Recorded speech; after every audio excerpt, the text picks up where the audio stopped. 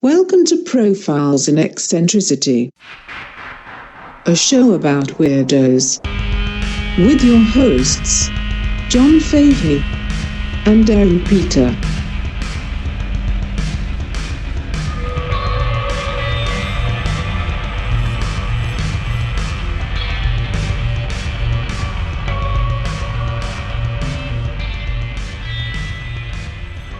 Hello, folks. Welcome to Profiles in Eccentricity. My name is John Fahey. I am joined by the greatest co-host on Earth, Mr. Aaron Joseph Pita. And a man behind a wall of glass and foam and wood and other shit. There's a lot there. I'm Matt Brousseau. Hey, Matt. Hello. I can't see him right now, but I have a pretty good feeling that he looks good. He looks really good. I can see him. Thank you, folks. Through the soft patina of that bulletproof glass. We are back in the new year. Thank you guys for listening so much. We kind of wanted to just say, I think if ever we make some references to something you don't know about from older episodes, please go back and check them out. If we mention one of the names of somebody, it's probably in the title card of an older episode.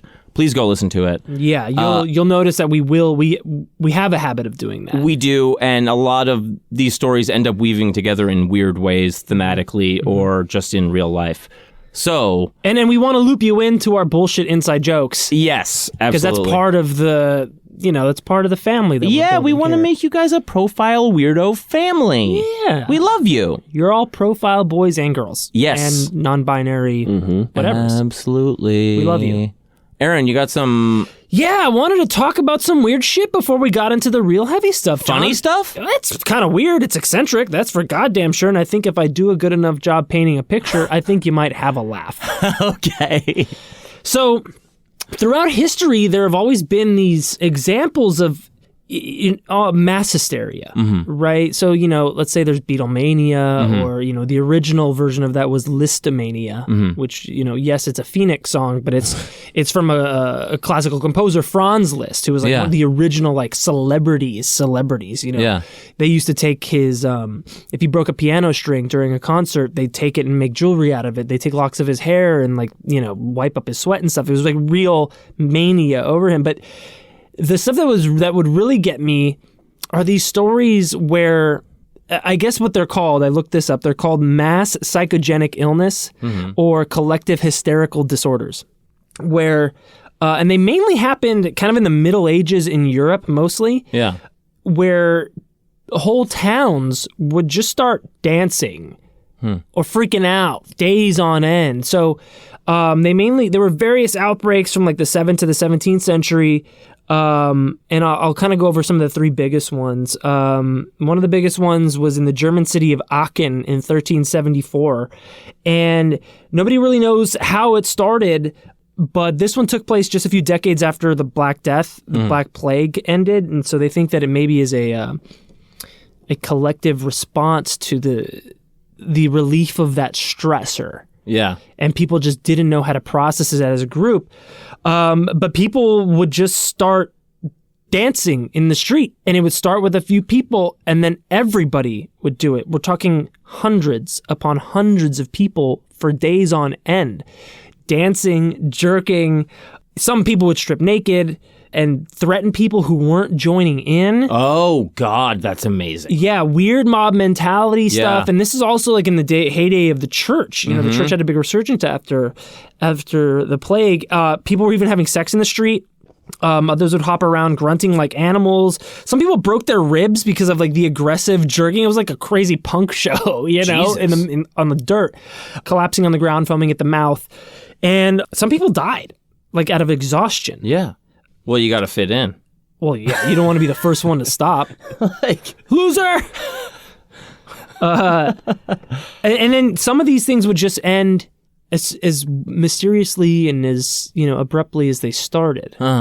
So that was hundreds of people in 1374 in Aachen, Germany. Actually, during that time, they kind of treated it like the plague, and they thought, well, maybe let's try and quarantine these people, but it just got more people to pay attention to it and do it. One of the tactics they used was they would play music to the people dancing to the beat that they were dancing in, and then slow the music down to try and like lull them down. You remember the shitty Super Mario Brothers movie with John Leguizamo, where they're like moving the Koopa Troopers to the beat in the elevator? That's the image that I got. But so that ended as abruptly as it started. Then there was the dancing plague of 1518. In July 1518, a woman referred to as Frau Trophia stepped into a narrow street in Strasbourg, France, and began a fervent dancing vigil that lasted between 4 and 6 days. By the end of the week, 34 others had joined with her, and within a month, the crowd of dancing, hopping, and leaping individuals had swelled to 400 people. Jesus. Just gyrating and nobody knows why, but people had one of the popular theories at that time, it's kind of later been debunked, was that it was like mass ergotism. Yeah. So ergot is a fungus that grows on rye. It's where you get LSD from. It is a theory that the Salem witch trials were influenced by... That's where LSD comes from. LSD comes from... From a fungus? Yes. I never ever knew that. Yes. Yeah. Huh. Mm-hmm. I love drugs, so... Yes, you do. I know all about it. I know.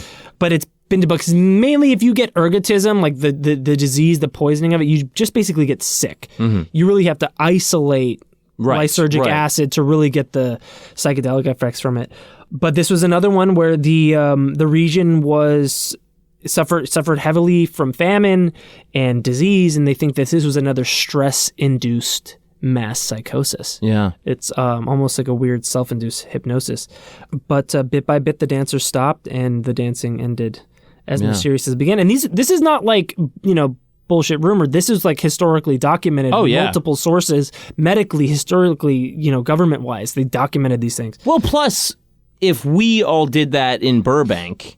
Flash mob dance. It would be talked about forever. Yeah. Remember the time we all danced for 4 days? Yeah, nobody knew why. Yeah. Yeah.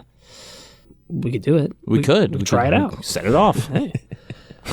I saw a flash mob in Paris this summer. Really? Yeah, and they were dancing. Fuck, I forgot. They were like, I don't know, 24 karat magic or something. I don't remember. But it was pretty cool. Yeah, I bet. Yeah, I love that stuff. I like seeing the... there's that prison warden in the Philippines, and he makes all the prisoners learn to dance. Yeah. And they all dance to Thriller.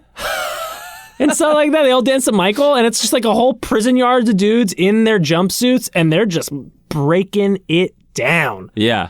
And I think that's awesome. Yeah. It's way better than the guy in Arizona who's dressing up in pink and making them work in the sun under 110-degree heat. It's better than solitary, I'll tell you that. Hey. You know what I mean? I'm a people person.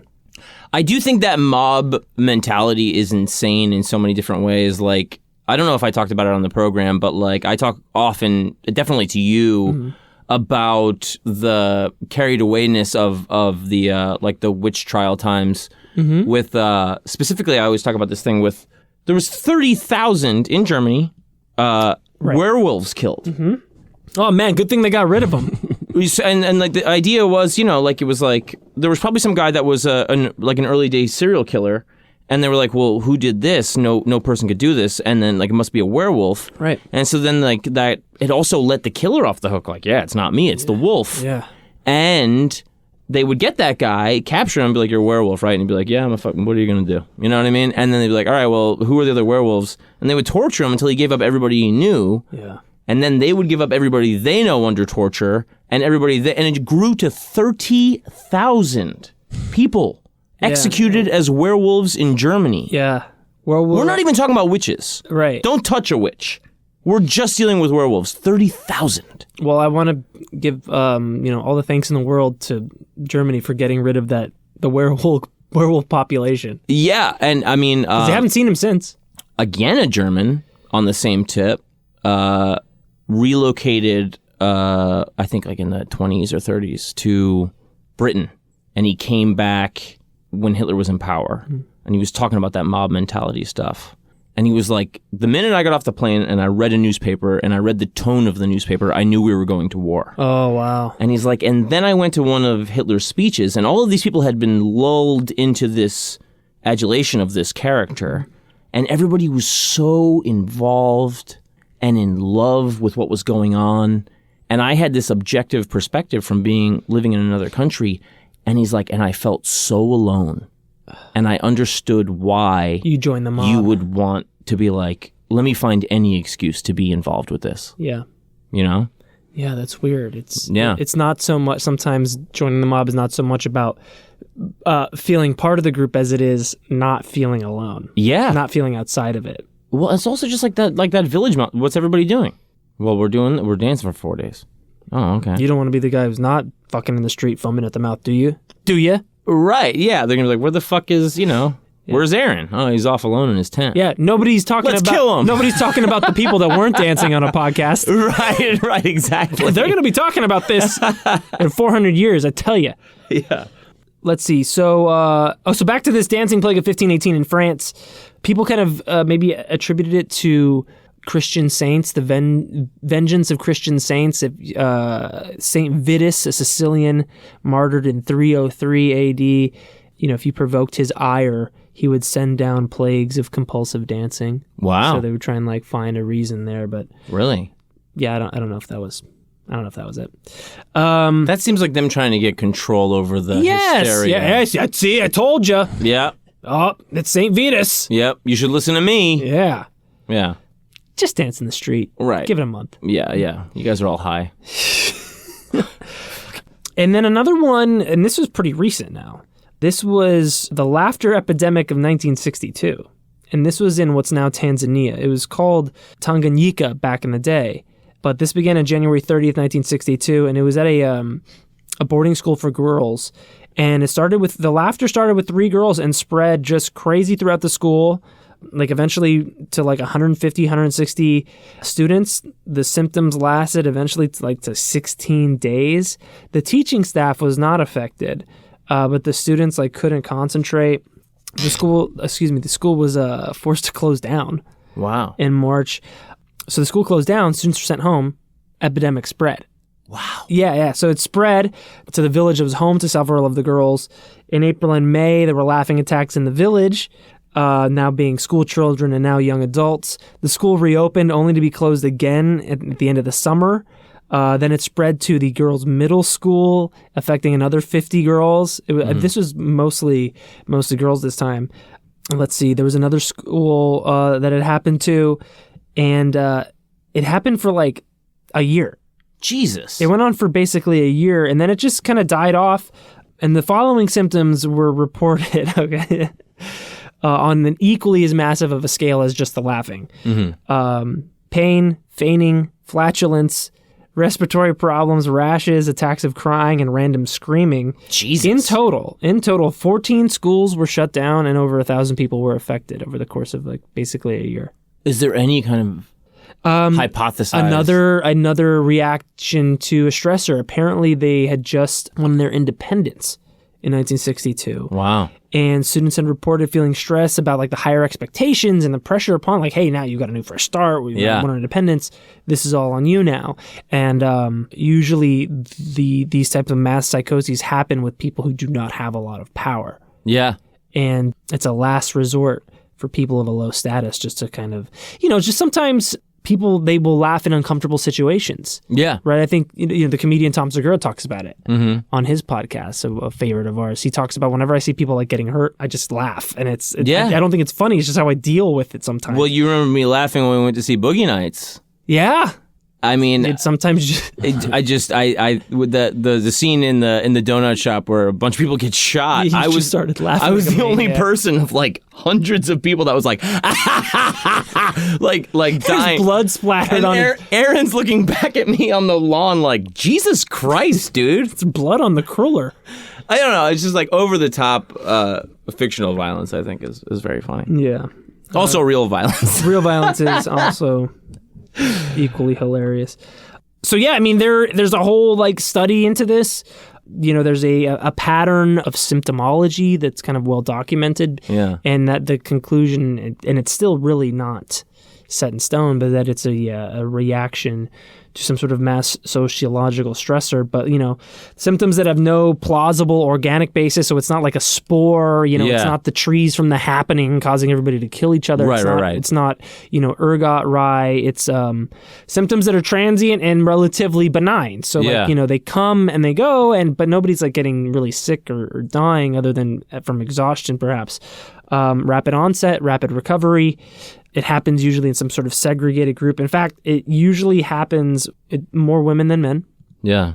And symptoms that are spread by sight or communication, right? And like I said, a preponderance of female participants and the presence of extraordinary anxiety. So coming out of the plague, winning independence, or, massive amounts of famine or disease in a localized population, which is it's such a weird like group organism thing. Yeah. Like a weird immunological response to some sort of external stressor that like, oh man, it's such a weird.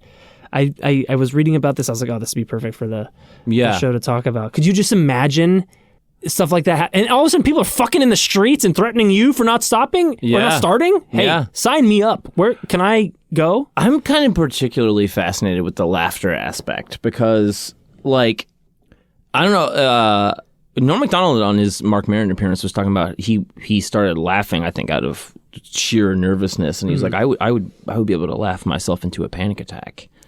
Wow. And he was just like out of control laughing. He talked about like this childhood experience where he had to walk a blind man to a store, and the blind guy was telling him like, tell me what's going on. So he's describing like the world for a blind guy, and then in the middle of that he just got this like laughing attack and was like, and he couldn't control it. Oh my God. And I don't know, I'm a very laugh-happy person. You? Laugh-prone. Guy like you? And I've laughed my ass off at somebody laughing. Yep. I've seen somebody laughing, don't have a clue what they're laughing about. Yep. But I've seen somebody laughing and it just, I'm like watching it, and then it just like eats away at me until I start laughing. It truly is contagious. And I wonder where the point is where it's not healthy. You know what I mean? Right. Like, what's the critical mass? Like, this is a social disease? Everything in moderation, even laughter, which they say is the best medicine. But there's definitely a point where, like, you got to stop laughing, Well, bro. you remember that? There's that video of, it's Bill Clinton and Boris Yeltsin. Yeah. And they're like giggling at each other in front of a podium. Like they're addressing like the UN or something. I don't know. But yeah, they're both just cracking up, and they're cracking up at each other, cracking up. It's really, really funny to watch. I had a moment like that. I was in middle school. And they had like an assembly, and they called us all into the gym, and they had us all sitting in the bleachers, and the vice principal came out, and she had to like address the 8th graders, because of I guess what amounted to sexual harassment. Some kid was like saying some stuff to a girl, and she, I'm laughing already. She was like, and then he said to her, well, why don't you suck my dick? And I lost it. Just hearing her, Miss Amrine, oh fuck, I remember her name, that's a trip, say that, and then the couple of dudes next to me who were fucking snickering about it and like saw that I was about to crack, and them laughing about her saying it made me laugh, and I couldn't contain myself. Yeah. And then she singles me out. She's like, is there something funny about this? And I couldn't even answer her. I know how you laugh. I can imagine when you're lost in the throes. Oh my God, just hearing her say, and then he said, why don't you suck my dick? Oh, I lost my shit. Yeah. There's something funny about people who are supposed to be buttoned up being inappropriate. I remember doing acid in my basement one time, and we started laughing, and then like it was like, all right, well, this is the evening's entertainment. Like that, there's no conversation. I'm talking about no words spoken. Because then you begin laughing at the laughing from earlier. Yep. And it just went on and on and on for hours, just like fucking laughing and laughing and laughing. My 3rd grade teacher, Ms. Conrad, if you're listening, she's a fan. She would tell me about, she told us one time in class, I can't believe I remember this too. She was like, yeah, we were, it was a bunch of us girls, we were in our friend's rec room or basement or whatever, and we just had this giggle fit, And then we would just start laughing at each other, like you're saying Yeah. this. And then one of us was laughing so hard that we threw up. And that Wow. made us laugh harder. And so then one of us threw up because she was Yeah. throwing up. And there was just like laughing, throwing up, pissing your pants, laughing. Jesus Christ. Oh my God. It's so funny. I wish, man, I would love to see that. Yeah, mass hysteria, man, is crazy. Like there was one of those. I mean, again, on the dark aspect, one of those fucking huge, awful Southern lynch purges because somebody lied about a black person raping her because she was just cheating on her husband. Mm-hmm. It led to like thousands of and like people knew it was spreading, so there would be like. Towns away would hear about it, and they would send like sheriffs to the border, just being like, "Don't bring that mob here." Yep. We know, you know what I mean? Like we know this is catching on, but like just like a lie that gets out of hand, and then a mob. It's just an excuse to do what they wanted to do, anyways. Yeah, but also getting swept up in that hyper fever of just insanity. You know what I mean? Like, Yeah. I think that it kind of ties into this, the soccer hooliganism. oh, very much. You know, there's this book I read called Among the Thugs, and this guy Bill Buford, he joins the hooligans in the 80s, and he describes the crowd. You know, there's a rush of adrenaline, and these people have, you know, especially with the laughing fits, the dancing fits, all day. You know, they're like churning bread or churning, like they're doing nominal tasks. Well, actually, I think that is very interesting to me that I found out about the soccer hooligan phenomenon is they are mainly fucking middle class. Yeah. It's release. Real estate guys and shit. It's, you know, they have all this adrenaline built up, and, you know, maybe you take it out by laughing. You know, in the moment when you're laughing because it's so obscene, you're spiking an adrenaline right there. Yeah. Yeah, very much. Yeah. And that is, I mean, that is clear mob high. Yeah. The soccer hooligan phenomenon is just clear mob high. But at some point, the group kind of becomes one. Oh, yeah. And the decisions made by the group is not an individual thing. It's they reach a border where there's no going back, and then once they decide they cross that border, that's Yeah. And everybody's looking to each other for clues on what the next step is. Yeah, and there's a diffusion of responsibility. All of a sudden, you're one thing, and nobody can blame you. Well, I was just there. Yeah. You can just say, Hey, what did you want me to do? I was just there. You know what I mean? Every single person can say, I was just there. You guys know about this porn guy that chopped up his friends? Oh, are we? We're moving on from the mob mentality stuff to just straight old individual psychos. Just a lone wolf. Have you heard about this? Talk to us, John. Tell us. Enlighten us with your tales of eccentricity and perversion. There was this guy named Stephen Hill. He was born in 1976. All right, so he's 42, 41. He would be. Oh, spoiler. He was born to a black mother and a white father who worked at the Kennedy Space Center in Florida. He's got several siblings. After a few years, his parents get divorced, and he moves with his mother to D.C., and, you know, he's still going to go spend summers with his dad in Florida. But when he goes to D.C., he gets bullied because he doesn't sound ghetto, and he's only half black, so he's, like, light-skinned. So he starts getting involved with like martial arts, right? And he develops this like huge love of Japanese culture and stuff, right? So he's still, you know, hanging out with his dad in summers, and then he gets involved with the ROTC stuff, right? Ugh. And he's like weirdly like getting into guns and saying like very young conservative things, and his dad is just kind of watching all of this unfold. While also being into martial arts and Japanese culture? Yeah. Okay. And then his dad is also noticing, like, he'll do stuff like he'll not wear his glasses because he says he wants to just try to see through sheer willpower, right? Peculiar. Okay. He goes to the University of Maryland, and he's just got, like, poor results. I probably got some maybe type of learning disability or something. And he's rejected for officer training for the whole ROTC thing. And in 1998, the final year, he asks for more time to complete a test. And he's refused, and he threatens the teacher assistant, and he says, just give me an A. What's worth more to you, giving me an A or your life? Mm-hmm. I'm going to kill you, right? So he gets arrested by the campus police, and he gets like a mental evaluation. He gets diagnosed with narcissistic personality disorder. Oh, he could be president. Yeah, exactly. And he claims that the teacher's assistant was soliciting oral sex from him, which, of course, the teacher's like, no, that's not at all what happened. So he's convicted of firearm possession on campus, and he's under house arrest. And during that time, he just becomes obsessed with pornography, right? Well, this is 1998? Yeah. So this is like early days of the internet. Early internet. You know, mainly photo stuff, message board stuff. Yeah, but he starts just like buying a ton of porn. Oh, DVDs. Yeah, Okay. and he runs up all this credit card debt, like $20,000. Jesus. This is according to his dad, right? And yeah, I think the dad probably put some. Oh man, he bought all these pornos. I don't know. Oh man, what a freak my kid is. He can't pay it. You know what I mean? So his sentence runs out under house arrest, and he starts working for like mortgage companies, but he keeps losing jobs and getting laid off because of his bad credit and his police report. And constant jerking off at the desk. In December of 2006, he tells his dad, like, listen, I want to start over. Just get me a place in L.A. And he moves to the San Fernando Valley. Huh.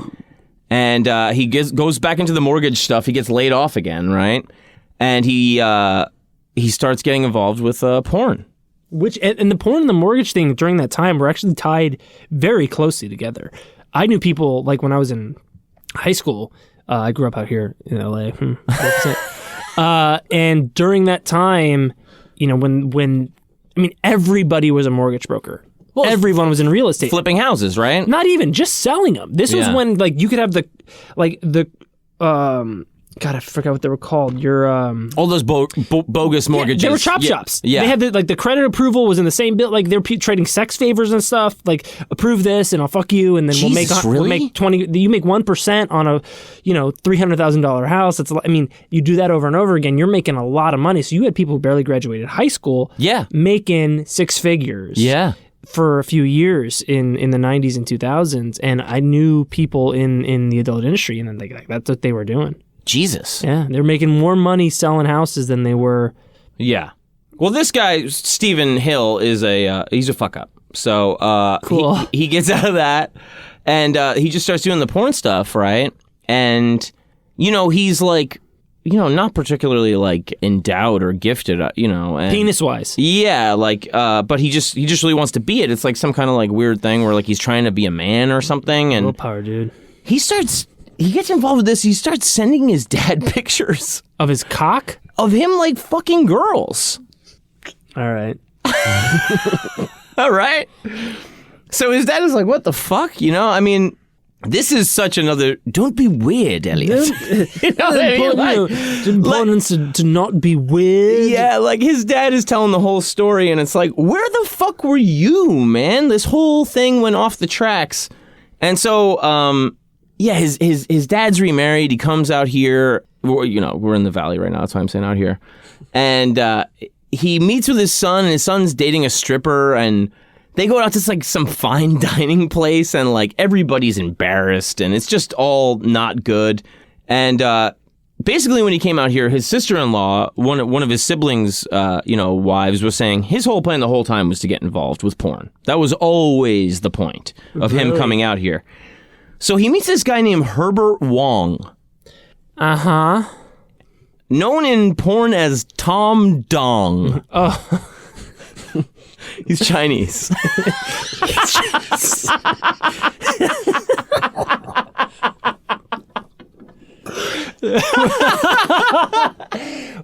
We're laughing not because he's Chinese.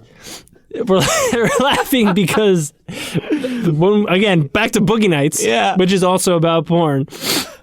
There's a scene where Alfred Molina is smoking crack. Yeah. They're doing the Wonderland robberies, basically. Yeah. And Alfred Molina is smoking crack. So you boys want to play some baseball? Yeah. And then his little houseboy, right, Cosmo, is walking around the house in a robe, throwing firecrackers on the ground.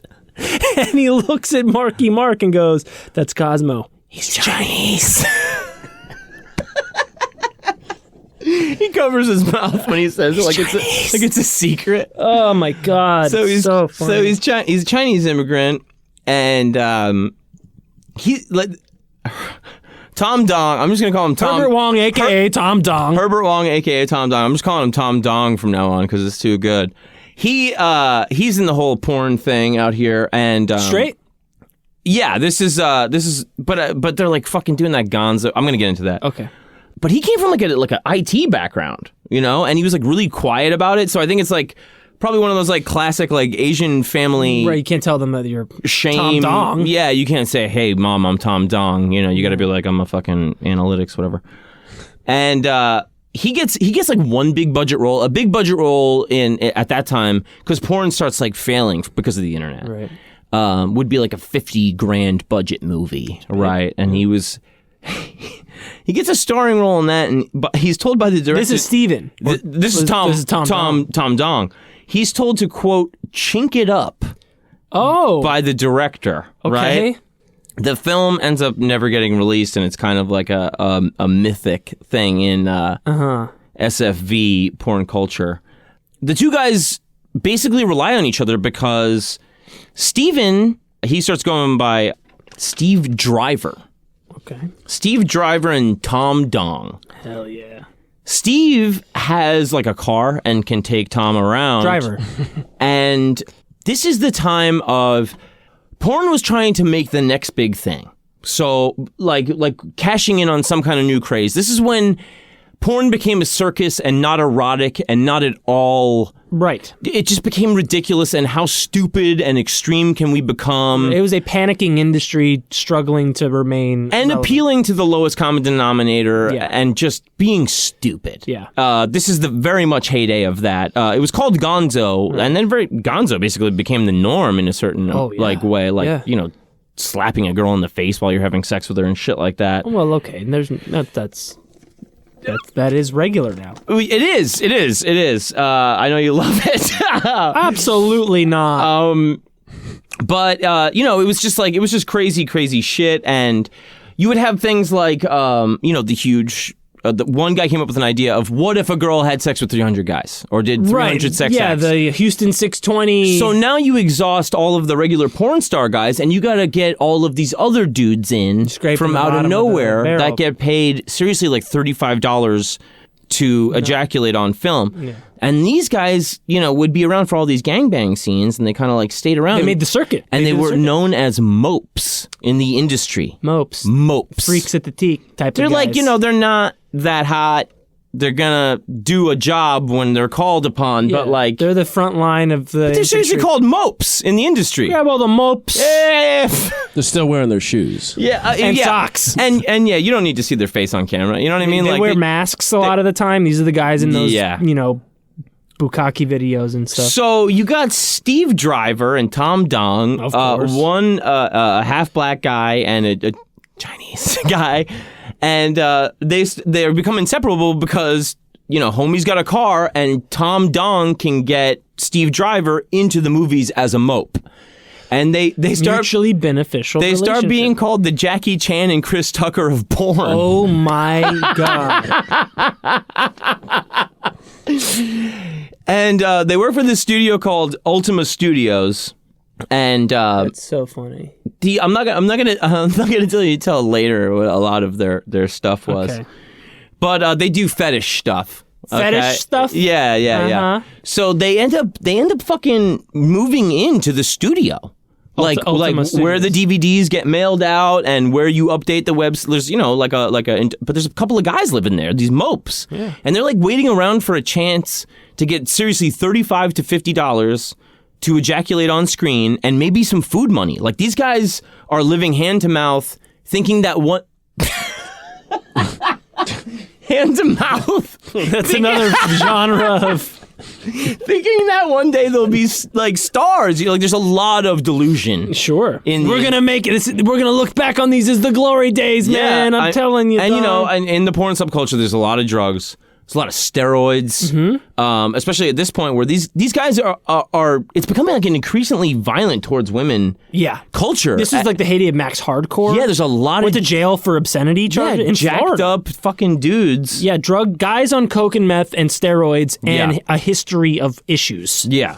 So Steve Driver starts getting just a bad reputation. He's a fuck up, you know, and He owes a lot of people money. He's not wearing his glasses. Yeah, he's got fucking terrible hygiene. Can you imagine being in porn and being known to be like, the fucking Steve stinks? Ugh, God, like girls would be like, he would give me a ride and I'd get out of the car after a mile. Ew. And people like, like just like horrible things. And he's asked to do menial tasks living at the studio, being like, hey man, update the website. And he fucks it all up. Yeah, crashes. Everything he does has to be redone.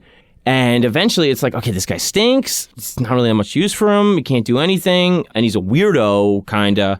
Let's just get him the fuck out of here. Right? So they're basically telling him he's got to leave. They give him some notice.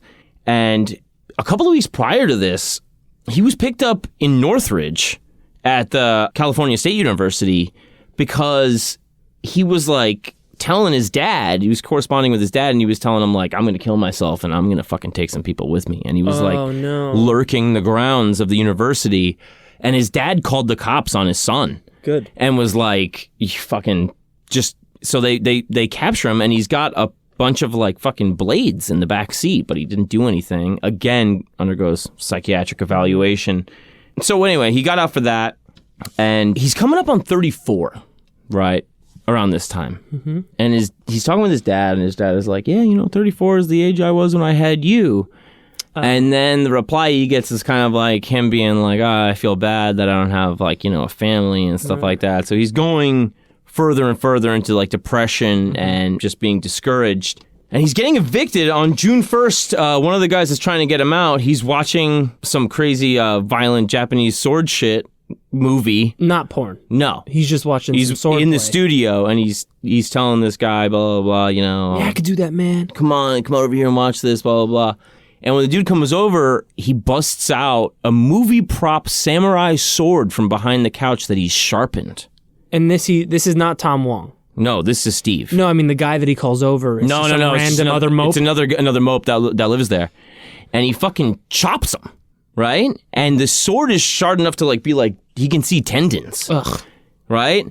And so there's a whole bunch of other dudes around, and they're like, holy shit! And they start freaking out, and the guy starts defending himself, and fucking Tom Dong comes out trying to get to the rescue.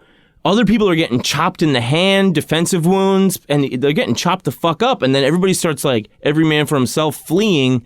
And then when they were all outside, they realize Tom Dong's still in there. And they hear him getting butchered. Oh my God. By Steve Driver. The other two guys are like really badly wounded, like super fucked up. And they basically are chased out by Steve. And they're like running away. He gets into his SUV, tries running one of them down. The guy escapes, and then he just drives off. And then he's at large out here for 4 days. And Tom Dong's a goner. Tom Dong's a goner, right? And they're looking all over for him, and they eventually see his car around Chatsworth Nature Preserve. And he ends up on somebody's property there, and the cops show up with like a SWAT team. And he runs out to the backyard, and the backyard ends in a cliff. So he's on this cliff with the cops surrounding him, waving the sword with around the like samurai. a Highlander. He's waving the samurai sword, ready to do fucking seppuku, fucking harikari or Yeah, one or the other. Hey, harikari! So You're about to commit seppuku. He loves Japanese culture. Yeah. Yeah, violent porn and honor suicide. And they have a standoff for like 8 hours, and the cops are like throwing him water the whole time, and then the sun starts going down, and they're like, they wouldn't, this is also very sketchy, they wouldn't say what kind of non-violent weapons they were ready to use on him, but they fired something that was like pellets or a taser or some kind of thing, and it didn't take, and he just very deliberately sat down on the edge of the cliff and pushed himself off. And there's video of this on the internet. Like this huge plume of smoke comes up from his body hitting the ground. Oh my God. Yeah, it's fucking insane. I do kind of remember when this happened. Yeah, this was 2000. This was 2010. Yeah. And so basically, it put a lot of spotlight on the porn industry to be like, what the hell is going on? And people were like talking about there's too much steroids, there's too much misogyny, there's like too much fucked up stuff, and this like race to the bottom. Mm-hmm.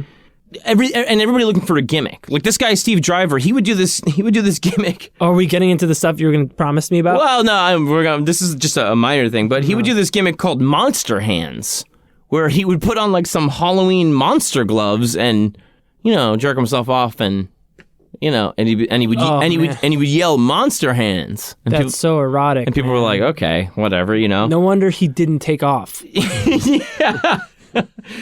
He did do a role as Barack Obama in a movie called Palin Erection 2008. Oh, not Nailing Palin, the famous one. No. He did another one. The Dante's Peak of... And he did another one called Teabaggin' Party. All based on political stuff of the time. I think just because he was a half-black guy. Yeah. And Teabaggin' Party. Great. Director Mike Ramone attempted to capitalize on the crime's brief notoriety by quickly putting out a compilation DVD featuring both Steven Driver and Tom Dong. It had the provocative title Porno Samurai Killer. Oh my God. I mean, race to the bottom. Race to the fucking bottom. The cover art showed Hill and Wong wearing masks, a Ronald Reagan one for Hill, and fetishistic leather binders for Wong. Both men looked puffy and doughy. Though not a hit, the DVD did give the two dead men a measure of stardom they never achieved as mopes. David Hill says of the events, "We found the live coverage on television and the internet and watched in horror." This is his dad. Oh, man. "After many hours, we got a call that Stephen was injured but in police custody, and then a final call that he died. We went down to LA to arrange a funeral," his father says. "We invited some of his friends in the industry whose names we found on his MySpace page, but none of them showed up." Top 8, you're right. This is Steve Driver's filmography. Oh, hell yeah. Take notes, audience. 10-Man Cum Slam, 23. 10-Man MILF Cum Slam. 5-Guy Cream Pie, 29. 5-Guy MILF Cream Pie.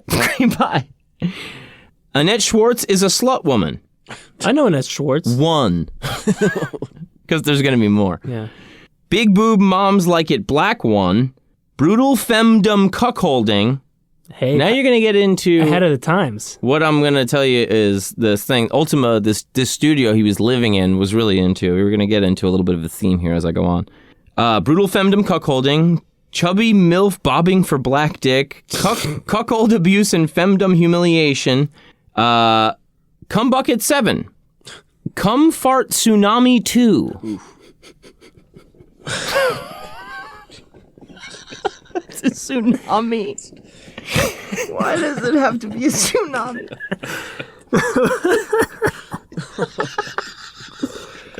Well, I love that he's in the femdom cuck stuff because, you know, he's the one getting... So that's the road I'm going down here. But I'm just going to say I looked to see a clip, of course. Of course. And I couldn't find any, but I did see a clip of Cum Fart Tsunami 2.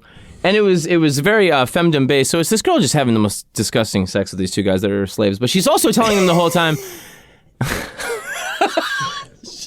She's also she's calling them fags the whole time and telling them they live with their moms. That's what set him off. He's like, this is too close to home. Dude, this is what I'm getting at is for an unstable... I left the real world so I could live out fantasies, not be reminded of the failure that I am. Yeah, for an unstable guy, dude, he just starts getting his balls stomped on.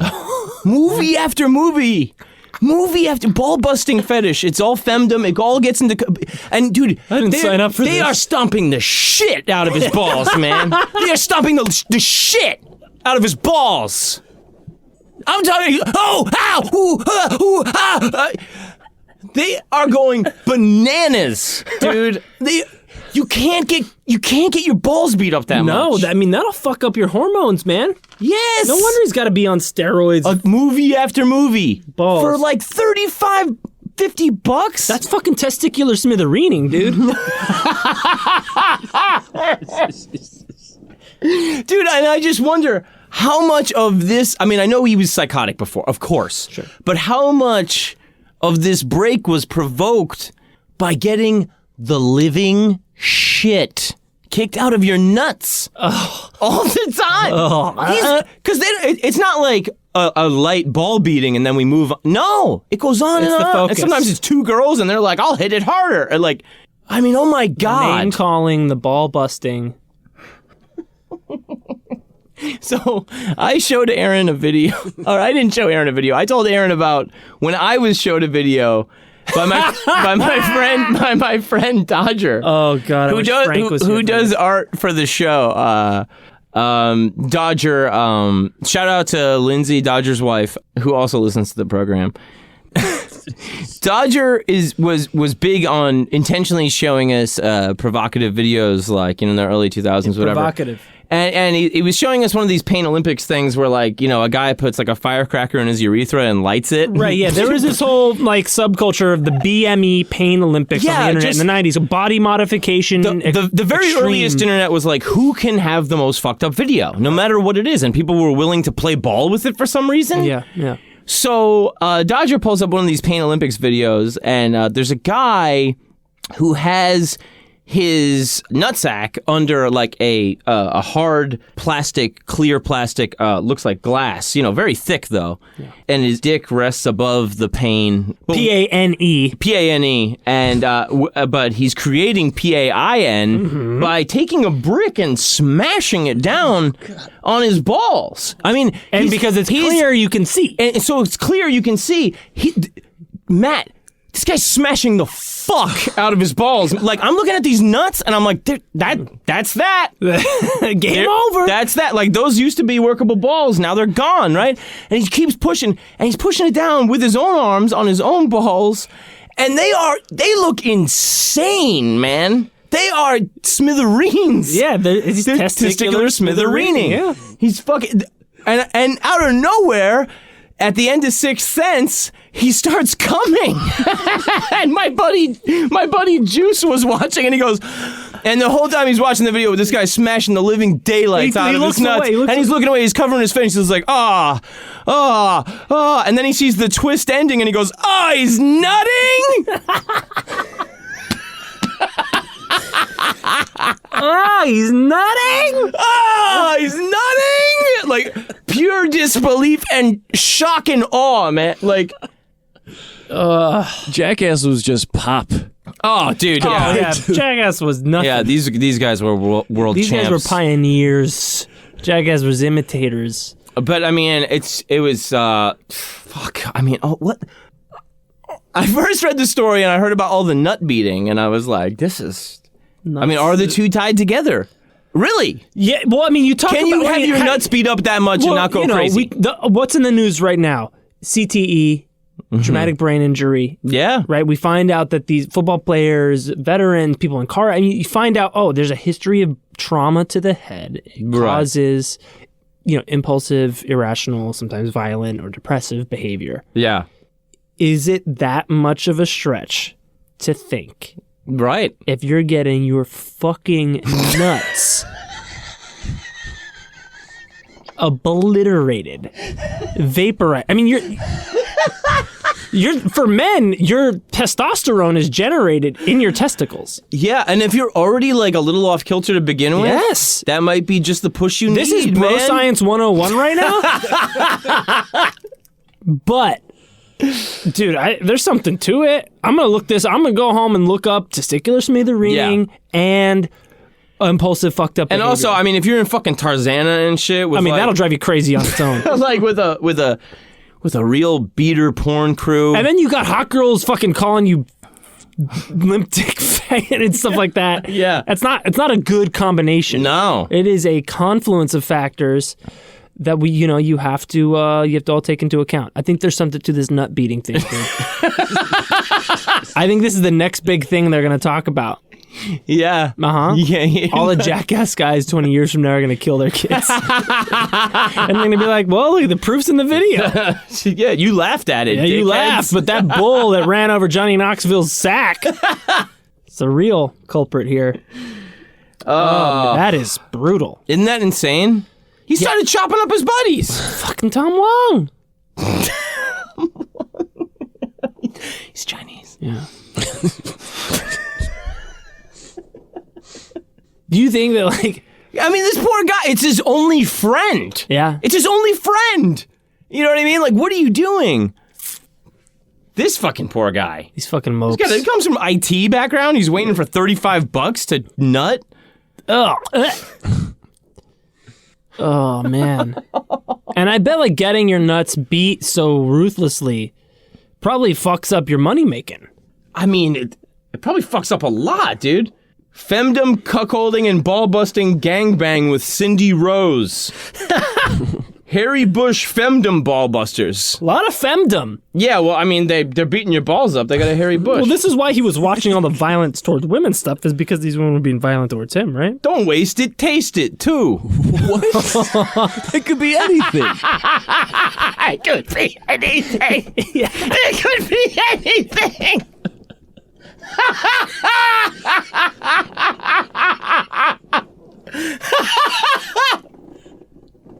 What on earth are they talking about? Recycle. Oh God! Yeah, it was a food waste documentary. So okay, yeah. So then they got Palin Erection 2008. Was that also like a Tom Wong feature? Dude, they did 2 different fucking releases capitalizing on this murder. That is Porno Samurai Killer and Samurai Sword Killing Porn Star. Like, what a bunch of fucking douchebags. Yeah. You know those guys. Yeah. Don't do that. They lived the murder happened there. And but I think this kind of like also like exposed the culture of the mopes. Yeah. So then there will be movies that were coming out called Mope Squad. Oh. And what? shit. Yeah, like look at all these losers. Yeah. That is fucked up. It's pretty fucked up. But yeah, there is that crew of guys that get paid $40. I mean, you and I know a guy in the industry, and Oh yeah. and I was like, who? and yeah, you know, they just do these fucking, you know, bukkake videos or whatever, where they pay the guys $5 to show up, and they wear fucking Skeletor masks or a bandana, and they walk in with their Timberlands and socks on and nothing else, and then you know. Yeah, and like they're saying that like to get these guys to have this novelty of 100 guys nutting, which seriously nobody needs. Nobody ever. You know who the market is for not that? Tomorrow Is those guys. Not yeah. No. The only guys buying those videos are those guys. Yeah, nobody needs. They're using that $35 to go buy the DVD. So some of these dudes have like they're saying like you know like. Oh, is that a skinhead tattoo? Like, you know what I mean? Like, yeah. Like, oh, is that guy in an SFV, like Nazi gang? Oh, I think he might be. Yeah. It's like, dude's out of jail. Yeah. I'm not joking. Yeah. Homeless guy. Try it out. Dogs, you got a friend? Give you a lease and a key. Yeah. You, Steve Driver, Tom. You stay at the studio. Fucking rap DVDs. You want to get your nuts stopped on? Try it out. I'm not trying to make light. But oh my God, what sheer hysteria. Samurai swords and nut beatings? Jesus Christ. It's the end of an empire, dude. Yeah. We are on the way out, huh? Yeah. We are this close to some mass That'll do it. dancing. Some mass dancing, yes. A big conga line out of just out- balls Mope Squad flash mob. Yeah. Just a bunch of naked dudes Yeah. stroking in unison in Times Square. Yeah, just a conga line off the cliff that Steve jumped off of fucking douchebags.